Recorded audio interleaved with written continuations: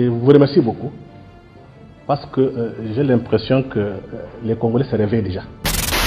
J'ai été sous pression des Américains. J'étais très content quand vous avez dit dans l'introduction il faut se battre pour qu'on fasse échec et nous allons gagner. J'étais en Allemagne. On m'a montré une carte. J'ai découvert que la RDC est déjà divisée en 4 États.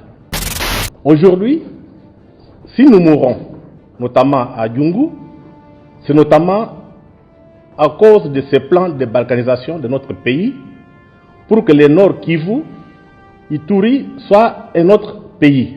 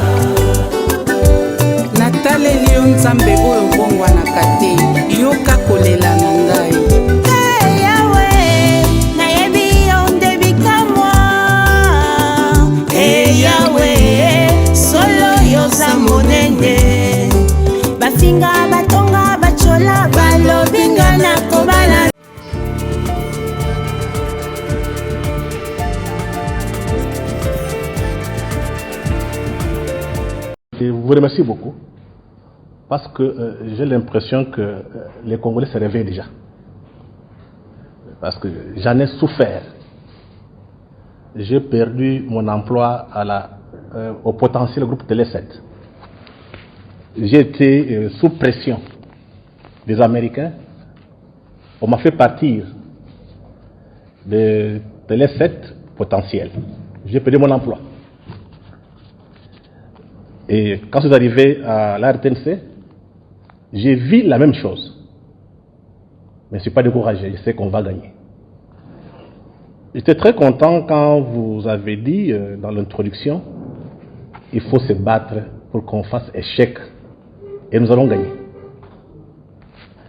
Je pense que compte tenu de la résurgence du débat suscité par le cardinal Fridolin Ambongo, l'Église catholique, en 2019, et surtout par l'homélie de l'évêque de Bunia, Dieudonné Irindi, le 31 mai 2020, nous sommes dans l'obligation de mobiliser notre peuple afin d'éviter que le Congo implose. En effet, l'évêque de Bunia, Dieudonné Irindi, a affirmé ceci. J'étais en Allemagne. On m'a montré une carte. J'ai découvert que la RDC est déjà divisée en 4 États. Il poursuit. Aujourd'hui, si nous mourons, notamment à Djungu, c'est notamment à cause de ces plans de balkanisation de notre pays pour que le Nord Kivu, Ituri, soit un autre pays. C'est une politique d'occupation des terres, c'est-à-dire les Rwandais et d'autres étrangers puissent occuper notre pays pour exploiter nos richesses. Ça, c'est ce que l'évêque avait déclaré. Mais ce qui est frappant, c'est de voir les silences des élites politiques à Kinshasa qui frisent une complicité. En occultant la question par la grande partie des médias dans la capitale, intrigue aussi. J'ai ça à la RTNC, vous suivez, il n'y a pas de débat sur ce qui se passe au Kivu, sur la balkanisation. Je suis dedans et je me pose beaucoup de questions. Ni le Parlement, ni le gouvernement, ni aucune autre institution de la République ne se sentent concernés par les dénonciations des princes de l'Église catholique et de la société civile. C'est comme si on dit, les champs à bois, la caravane passe. C'est le 30 juin 2020 que le président Félix Tshisekedi va rompre le silence. Se référant au discours de notre héros national Patrice Emery Lumumba, Tshisekedi exhorte le peuple congolais en ces termes. Patrice Lumumba nous invitait à nous opposer de toutes nos forces à la balkanisation du territoire national sous quelque prétexte que ce soit. Effectivement, comme un serpent de mer, la menace de la balkanisation aura traversé l'histoire de ces 60 dernières années, la rendant tumultueuse et trouble sous l'investigation des puissances extérieures en complicité avec les enfants du pays et des pays voisins. Tout est très clair. Loin de briser notre volonté de vivre ensemble, je voudrais que les menaces contre notre pays raffermissent les liens historiques et les sentiments patriotiques qui font de nous les filles et les fils de la grande nation congolaise au cœur de l'Afrique. C'est très clair, il n'y a plus d'ambiguïté, la lutte contre la balkanisation est désormais officielle. Et comment expliquer qu'à Kinshasa, jusqu'à aujourd'hui, il n'y a rien?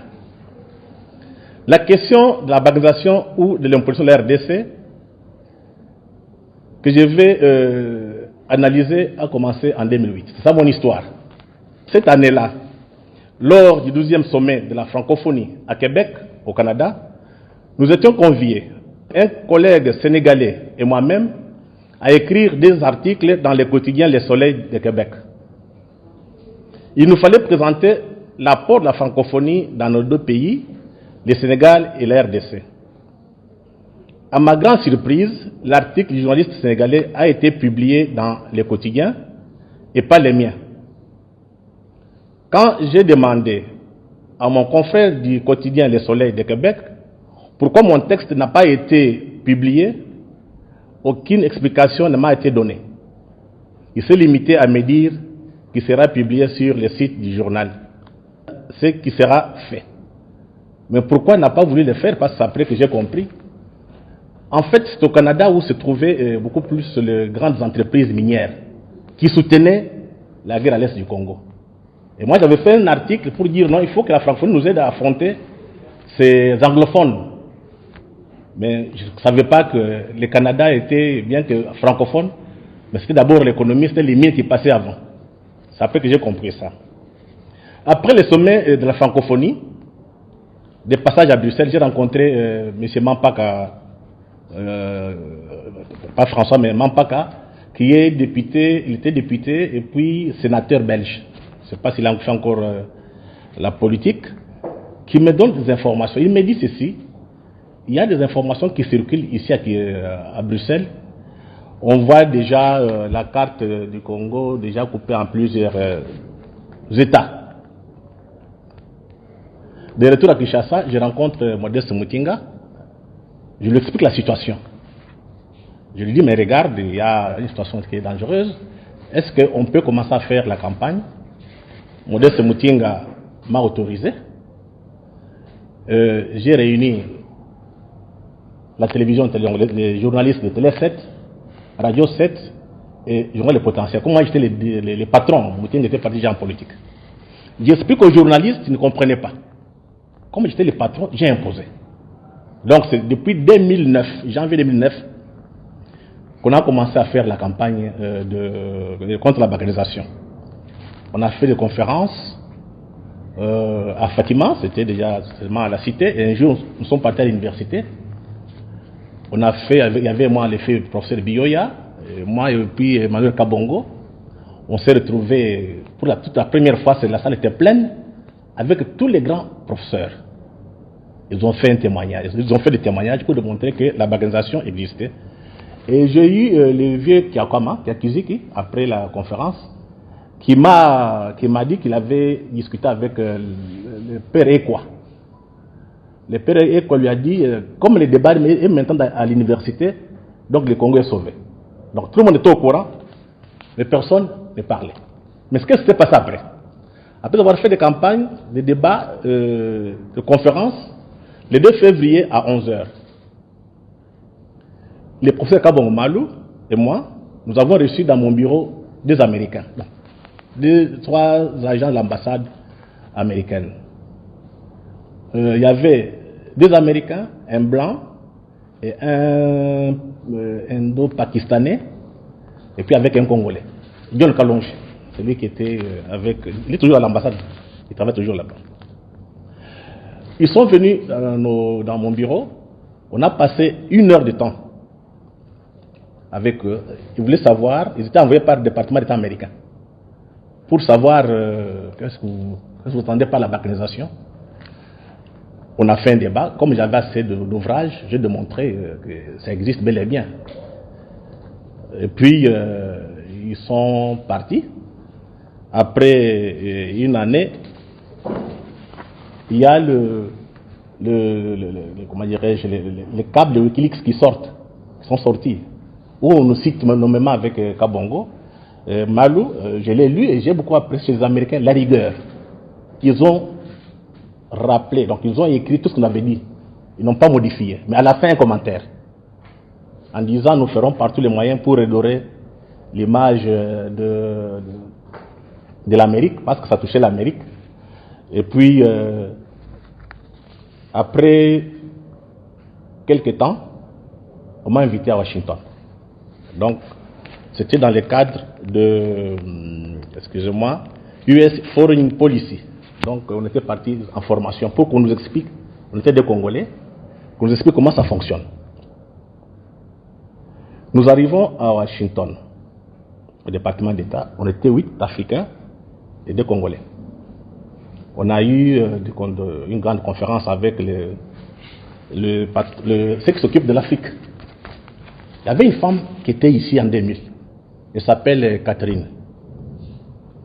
Après avoir discuté, parce qu'on avait publié un livre sur la balkanisation en 2013, je l'ai distribué au département d'État. La dame m'amène de côté, m'appelle de côté, elle me dit, nous sommes inquiets pour votre pays. Il n'y a pas un leadership qui émerge. Et de là, nous sommes partis au Pentagone, aux Nations Unies. Nous arrivons à Tulane University. C'est vers le sud, à New Orleans, en Louisiane. Cette université, c'est pour, je dirais un peu pour les Blancs, parce qu'il y a trop peu de Noirs qui accèdent, parce que ça coûte trop cher. On nous a mis 8 Africains devant quelques étudiants blancs. Et puis, on va m'informer que la femme, la professeure qui organisait les débats, était conseillère de Bill Clinton, mais n'a pas voulu s'afficher. Après les débats, on m'a donné 2 Américains, des jeunes chercheurs. On a eu à discuter avec eux sur la balkanisation, sur l'Afrique. Il y a un de New York qui me posait des questions un peu, pas difficiles, mais des questions de fond. Je lui explique en citant certains ouvrages de professeurs américains que j'avais lus. Après la discussion, le gars va dire à celle qui traduisait d'anglais en français que je l'ai convaincu. Parce que pour eux, le Congo était trop grand. Il fallait les couper en morceaux. Mais vous savez, la différence entre nous, Africains, nous Noirs, nous Congolais, avec les autres, c'est que de l'autre côté, les gens pensent, réfléchissent, ils font des projections. Et généralement, il y a ceux qui pensent et ceux qui agissent. Donc vous avez des penseurs et des acteurs. Chez nous, c'est une confusion qui est totale. Mais qui sont les penseurs de cette balkanisation? Je pense que le prof a parlé de Steven Metz. Je ne vais pas encore y revenir. Donc tout ce qu'il a dit, c'est correct. Il a parlé de Marina Ottaway. tout ce qu'il a dit, c'est correct. Mais je vais vous parler d'autres, le prof n'a pas peut-être cité. En 2009, un article est publié dans un magazine américain, Foreign Policy. Dans cet article, qui est signé par le professeur Jeffrey Herbers, chef de chaire à l'université de Miami, dans l'État de Ohio, et Greg Mills de la fondation Breast, basée en Afrique du Sud, sous le titre « There is not Congo ». Le Congo n'existe pas. Selon les deux auteurs, il est temps de cesser de prétendre le contraire. Ils invitent la communauté internationale à reconnaître ces faits. Mais ce qui est curieux, c'est la fondation Breast, qui est sud-africaine, qui a financé le forum de l'opposition congolaise au Sénégal, à l'île de Gorée. Oui. Et quand on a réagi, parce qu'on m'a informé, j'avais titré que ces deux auteurs travaillent contre le Congo, ils sont pour la balkanisation. Ils ont réagi. Mais en dehors de ces deux auteurs, il y a aussi, en Amérique, il y a quand même des think tanks. Vous savez, des Brookings Institution, je pense que le prof le connaît très bien, qui est tellement proche des démocrates. Brookings Institution a publié un article, Global Poverty dans le cadre du développement de l'Afrique. Pour cette institution, plusieurs causes seraient à la base du retard que connaissent plusieurs pays africains. Il s'agit de l'étendue géographique, de la densité démographique, des ressources naturelles et de la montée du tribalisme. Plus un pays est grand, plus la gouvernance est difficile. L'année de même du nombre élevé de la population. Cette situation se répercute ensuite sur la gestion des ressources naturelles et favorise des conflits interethniques. Les pays tels que le Nigeria, le Soudan, l'Angola, l'RDC sont mis à l'index. Avant qu'on coupe le Soudan, les Américains, l'armée américaine, ils ont une base Africom en Allemagne, à Stuttgart. Quand on discutait avec les Américains, on nous a invités. On était 6 Congolais cette fois-ci. Nous sommes partis là-bas. On a fait une semaine avec les militaires. On a eu à discuter avec un général Kipwad, 4 étoiles, donc c'était noir. Je vais lui poser une question de savoir, on apprend que vous voulez couper le Congo. C'est avant qu'on coupe le Soudan. Les militaires, le général me dit non, nous, on n'a pas de projet de couper le Congo parce qu'on ne sont pas politiques. Quelque temps après, je pense que le Soudan a été coupé en deux. Donc cela signifie que nous ne sommes pas à l'abri. Le 22 septembre 2012, le quotidien New York Times publiait la nouvelle carte géographique de la planète de demain, avec des États-nations qui naîtront de la nouvelle redistribution des frontières. La nouvelle carte futuriste du monde et l'article qui l'accompagnait sont de Frank Jobs et Parag Khanna. L'article annonce la disparition des faits de certains pays actuels dans le monde, dont le Congo, notre pays.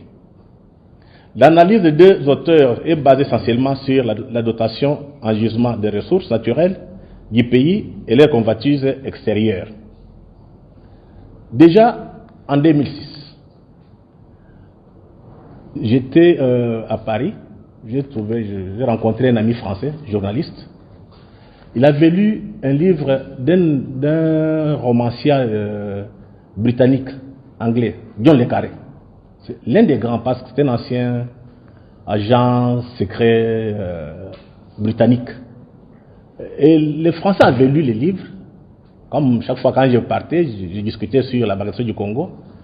Il me l'a acheté, il me l'a envoyé ici. Donc, John Le Carré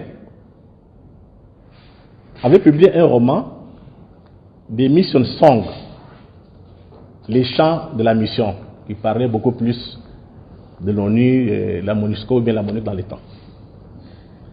Il dit ceci: rien que des théoriciens avant-gardistes, des conservateurs en vue, des sommités de la géopolitique, les genres de types qui se réunissent dans les stations de ski pour décider du destin de la nation, ce n'est pas la première fois qu'ils se penchent sur le Congo oriental, et ce qu'ils voient, l'anarchie comme résultat probable des prochaines élections, les Chinois qui grattent à la porte pour rafler toutes les matières premières, alors que faire? Les Congolais n'aiment pas les Américains, et c'est réciproque. De leur côté, les Rwandais méprisent les Congolais. Ils sont disciplinés et surtout efficaces. Alors, le plan américain, c'est consolider la présence économique et commerciale du Rwanda au Congo oriental jusqu'à le rendre incontournable.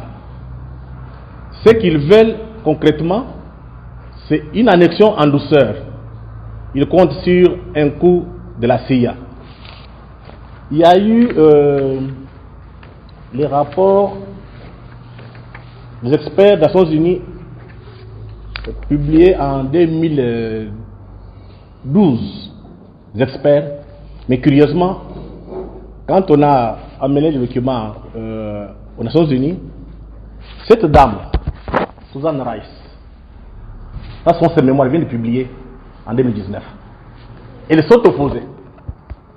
Il n'a pas voulu qu'on parle du problème les rapports, qu'on puisse discuter ça aux Nations Unies. Donc, Kagame et tous les globalistes étaient sûrs, ils avaient quelqu'un qui travaillait pour les intérêts aux Nations Unies. Donc, je suis d'accord avec le prof quand il dit qu'il faut se méfier des Nations Unies. Les Congolais sont tellement des naïfs, ils sont comme des enfants. Ils pensent que tout étranger vient ici pour leur bien. Donc il faut qu'on ouvre un peu les yeux. Je vais vous donner un peu ce que les experts ont écrit en 2012.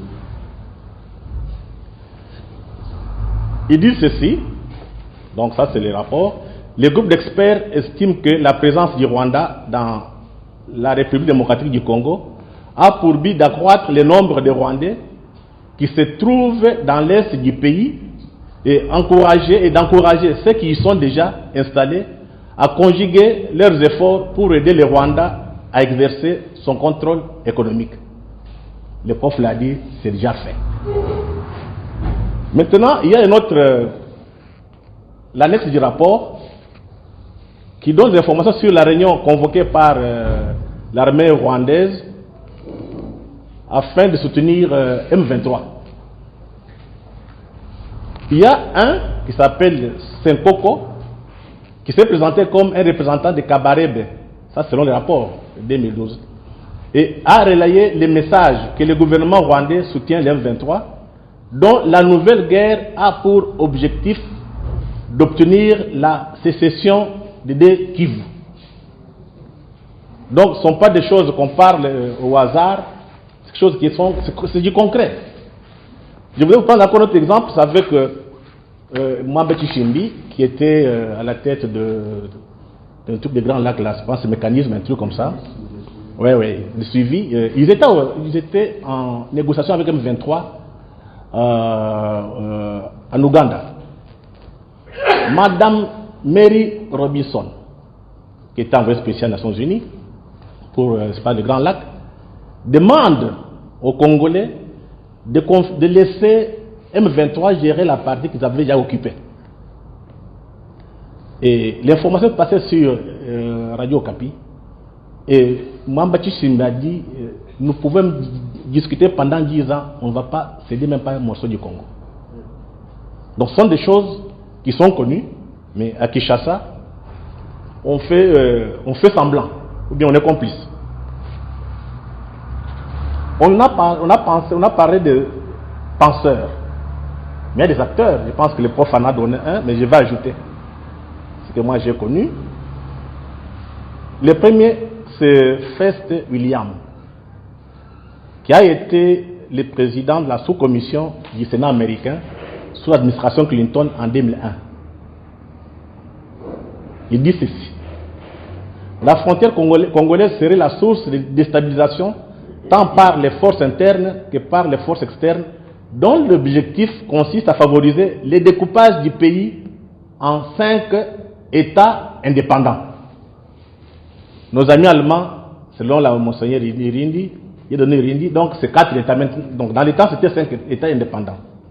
Les Kivu Maniema, les Kasaï, les Chaba, la province orientale et l'Équateur, les Bandundu et les Bas-Congo. Ça, c'est officiel. Deuxième porteur du projet, c'est celui que vous connaissez très bien, c'est l'ambassadeur Cohen. Un lobbyiste de son État.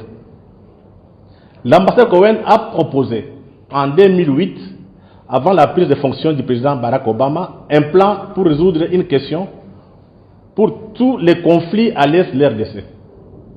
3 ans après, il précise ses idées dans une interview accordée à un journaliste congolais du site 00243, c'est l'actuel patron de la presse présidentielle, M.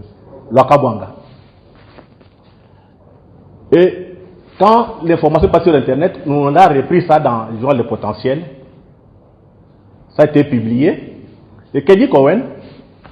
Dans ma lettre au président Obama, j'ai suggéré que l'on légalise le commerce des minerais au Kivu qu'exploitent les hommes d'affaires rwandais.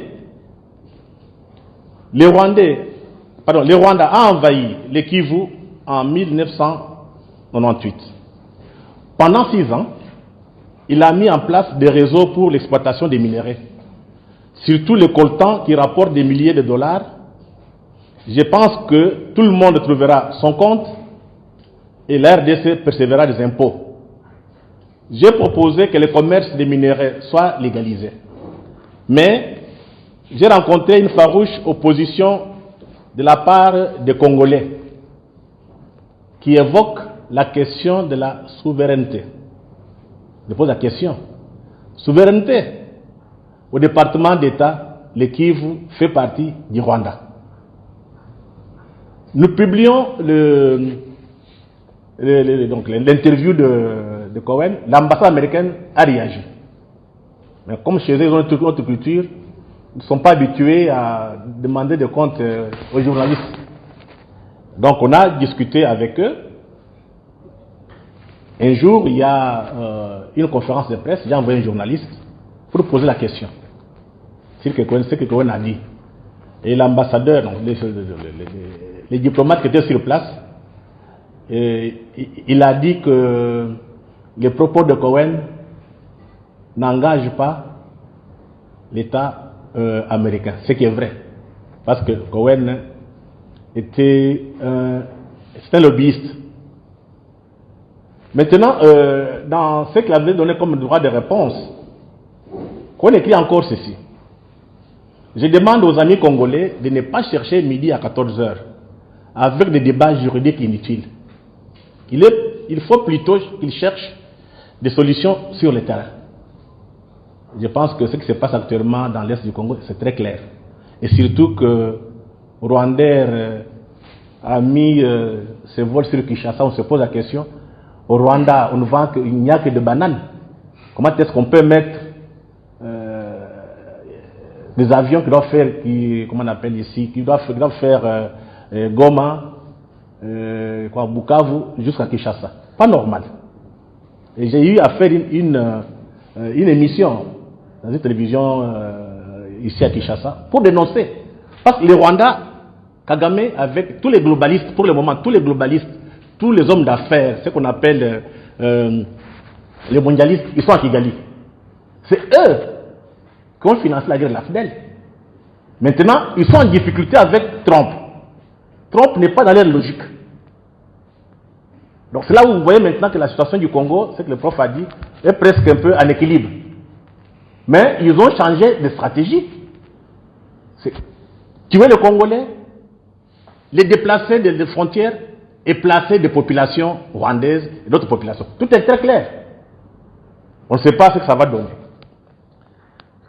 Le troisième porteur du projet de l'implosion, à part Cohen, c'est Johnny Carson. Johnny Carson, c'était un noir américain. Il était ancien secrétaire d'État aux affaires africaines sous le mandat du président Obama, quand Susanna Rice était aux Nations Unies. Il a été invité par Brookings Institution au mois de février 2013 pour parler de la crise en RDC. Et devant le think tank, Johnny Carson dit ceci: la seule manière de procéder à la division du Congo, de résoudre la crise, consiste à adopter une solution subtile bénéficiant de l'appui de la communauté internationale. Cette solution miracle, selon lui, est celle que les Nations Unies ont expérimentée en Yougoslavie, en Europe et au Sud-Soudan. Nous sommes parvenus à une telle solution pour mettre un terme au conflit dans l'ex-Yougoslavie par le biais des accords d'Ayton. Nous avons réussi à mettre un terme à la plus longue guerre civile qu'a connue l'Afrique, le conflit au Soudan, grâce à l'accord de paix global négocié par les États membres de l'IGAD et appuyé par les États-Unis d'Amérique, la Norvège et la Grande-Bretagne. Résultat, vous savez, la Yougoslavie a implosé et le Soudan est coupé en deux. Mais vous allez comprendre que ce qui nous arrive, ça a été très bien monté. Et qu'est-ce qu'on fait? On casse le pouvoir à Kinshasa. Nous sommes infiltrés. Il ne faudrait plus encore mâcher des mots. Il y a des gens qu'on a placés au niveau, sur des places stratégiques. Quand on veut prendre une bonne question, une bonne décision pour le Congo, ces gens sabotent. Et Madame Susanna Rice fait des éloges de M. Kagame, mais elle oublie que M. Kagame est à la base du génocide congolais. Donc, on peut dire ceci, on n'a pas d'autre choix. La première chose à faire, il faut réfléchir, il faut travailler, il faut relire l'histoire. Ça, c'est au niveau de la pensée. Changer de paradigme, construire notre discours, un discours qui donne la fierté aux Congolais. En dehors de ça, il faut s'organiser. Nous travaillons dans un désordre total. Là où il n'y a pas d'organisation, on ne peut pas avoir un succès. Et les autres ont compris, parce que les ONG qui travaillent ici, qui nous financent tous, sont complices. Et vous allez voir dans les médias, il y a des problèmes au Kivu, les médias n'en parlent même pas. C'est parce qu'en finançant comment on appelle ici, les médias, on oriente la ligne éditoriale. Quand vous voulez parler de leçons, on parlait de gender, maintenant on monte des coups ici, vous voyez tous les politiciens dans la rue en train de discuter sur des choses qui ne valent pas la peine, alors que c'est pas à l'Est, personne n'en parle. Une complicité. Donc il faut dire que ceux qui sont encore lucides s'organisent. On n'a pas d'autre choix. Le monde est violent. C'est un monde d'intérêt. Vous ne savez pas donc vous protéger, on vous prend. Mais à Kinshasa, on a un discours un peu défaitiste, ce qui n'est pas bon. Autre élément que je voudrais pour conclure, c'est l'armée. Le prof l'a dit, on était infiltré à travers les mixages de brassage. Comment voulez-vous une armée qui a fait la guerre pendant 20 ans et jamais on gagne? En 2012, je pense, en 2009, avec l'affaire de Nkunda, on décide ici, on envoie 26 000 militaires, on achète toutes les armes possibles pour mettre Nkunda en difficulté. Ça arrive, les armes arrivent à Goma, sans tirer un coup de feu, Nkunda récupère tout. Complicité des Nations Unies et des Occidentaux. Donc au lieu que les Congolais passent leur temps à se chamailler comme des enfants, il faut maintenant identifier notre véritable ennemi. Notre véritable ennemi, ce n'est même pas l'Amérique, c'est le capitalisme occidental prédateur.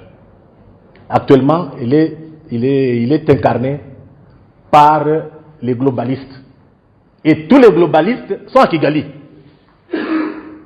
Ceux qui sont à Goma, qu'on vérifie, il y a une ONG internationale qu'on appelle Congo Eastern Initiative. Ceux qui sont à Goma connaissent cette histoire-là. Cette histoire d'ONG qui est créée, qui est à Goma, fait partie de ceux qui veulent que le Congo soit balkanisé. Il y a un acteur américain, un grand acteur, qui est dedans. On a mis à la tête pour tromper les gens. Mais derrière, celui qui vient de mourir, les républicains, là, c'est John McCain. McCain. Mais ils étaient là-bas, je ne sais pas sa femme ou bien lui, ils étaient à Goma. Ils sont partis faire quoi? Ils ont décidé de couper le Congo. On n'a pas d'autre choix. Et ça, je parle aux églises. Quand on vous donne l'argent, on vous finance, que ce soit les Allemands ou les Américains, il faut avoir un discours clair envers ces gens-là. Tout l'argent qu'ils nous donnent, c'est pour nous divertir. On va se lever le matin, le Congo est parti. Deuxième chose, les intellectuels. Tu vois que le prof parle, on est menacé, mais on n'a pas d'autre choix. Ce sont les intellectuels congolais qui doivent faire du travail avec la presse. Parce que si vous faites des histoires, les gens ne sont pas au courant, ça ne sert à rien. Il faut maintenant savoir communiquer. En s'en communiquant, on peut mobiliser notre peuple. Au lieu de faire des marches qu'on fait dans la rue pour des petits postes, c'est demander à 5 millions de Congolais dans la rue pour réclamer notre indépendance et le contrôle de l'Est. Comme la plupart des gens sont financés et infiltrés par les Occidentaux, regardez, on nous oriente le discours. Autre chose, c'est l'armée. Il faut nettoyer. Ça, c'est à nous de demander des comptes. On sait qui est qui. La fois dernière, l'état-major m'avait demandé de parler. Tout le monde connaît. On laisse faire. Tout ça pourquoi? On a peur de la mort et peur de perdre des privilèges. Moi, j'ai toujours dit, Lumumba, il avait quel âge? Il n'avait pas fait l'université. Il est mort pour ce pays. Mouzé Kabila, à qui on avait demandé de jouer les jeux de la balkanisation. Il a refusé. Et Mouzé Kabila a dit à M. Diana, qui est un ami, 3 jours avant son assassinat. Diana dit à Diana, on lui demande des choses qu'il ne peut pas faire. Je sais, c'est la balkanisation. Il dit, je ne peux pas faire ça. Mais je préfère mourir. Vous qui restez, continuez la lutte. Je pense que le moment est arrivé de nous battre. De laisser ces pays puissants, ces pays forts, pour mettre l'Afrique debout. Et aussi donner quand même l'image, redorer l'image des Noirs toujours inférieure. Le fond du problème est que les Noirs ne méritent pas ça. Et quand vous parlez avec des Blancs, il faut leur dire ça. Il ne faut pas avoir peur. Mais pas avec émotion, mais avec des documents, avec des arguments. Donc c'est à nous maintenant de nous défendre. On n'a pas besoin qu'on attende la MONUSCO, qu'on attende l'Union européenne, qu'on attende les Américains. Ils vont comprendre quand on va construire un rapport de force. Un rapport de force intellectuel et militaire. Et quand on aura des médias qui doivent commencer à mobiliser à l'interne, mais aussi sur le plan international. Parce que j'ai fait beaucoup de voyages, on ne sait pas ce qui se passe au Congo. On a tout verrouillé. Donc c'est à nous de nous mettre d'accord. Qu'est-ce qu'on peut faire? Et par là, je pense qu'aujourd'hui, tout est pourri, sauf les églises. Donc on peut encore espérer. Je vous remercie.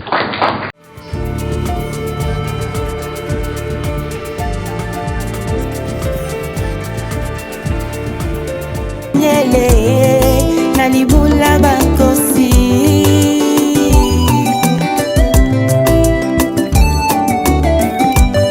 baye baluka yo na solo baluka yo na komikitisa omimonisa na bango konini nanga te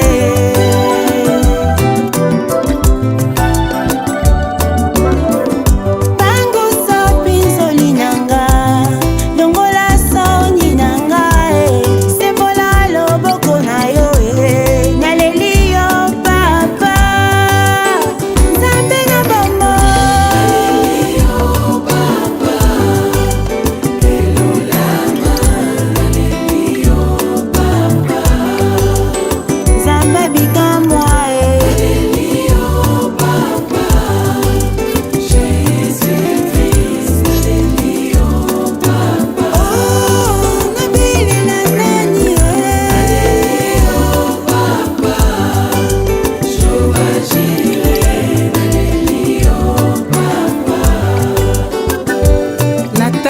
nzambe oyo bongwanaka te, yoka kolela na ngai. Yawe, nayebi yo nde bikamwa. Yawe, solo yoza monene. Bafinga batonga bachola balobinga na kobala